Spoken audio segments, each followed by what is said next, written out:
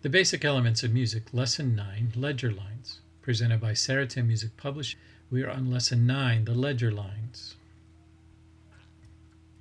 Ledger lines refer to all those notes with the little lines that go beyond the 5-line staff. Okay.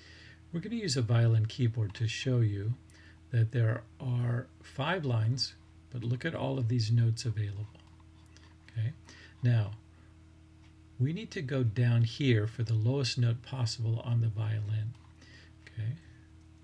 So remember, we have lots of lines and spaces, reduced down to 5. So here's middle C, okay, D, E, and in order to have this C available, we have to use a ledger line.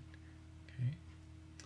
Now, here's the treble clef and the bass clef combined together.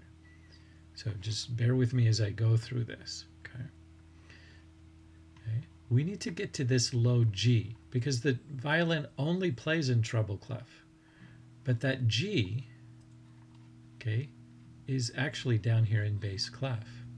So we need to get from below this middle C, which is between the bass clef and the treble clef, down here to G.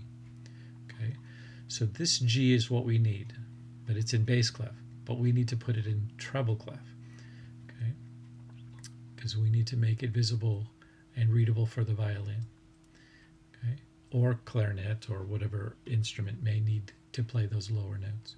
Okay, so we're going to start making use of these invisible lines, the ledger lines. Okay, so we're going to use part of this A from bass clef and the middle C, okay, because we need to get this G here. So what we're going to do is use those ledger lines, remove the bass clef, and so now it's visible in treble clef with ledger lines. Okay. Let me show you that again. We need this G.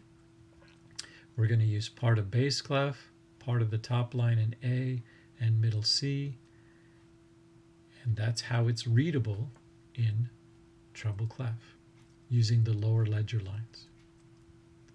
Okay, so we have a ledger line for C below the staff, and our top line here is F, so let's go above now. So above F is the note G. Now let's go above G, but in order to do that, we have to use a ledger line. So there's A, because A comes after G. Now we need a note for B, so we use a ledger line for B, and we want C, so now we need to use 2 ledger lines, because after B comes C. And for D, we need 2 ledger lines, and for E, we need 3 ledger lines. So this is why we use ledger lines to go beyond the 5-line staff. Let's go lower now. So we have E, we want to go down to D, and C, because remember we're going backwards in the alphabet as we go down. Now we need B, ledger lines for A, and ledger lines for G. Okay.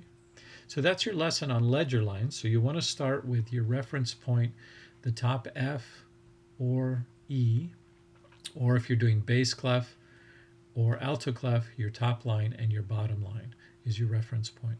So if we're on the top line, we would say that's F.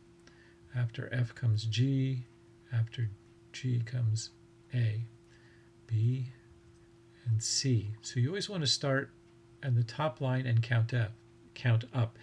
F, G, A, B, and C.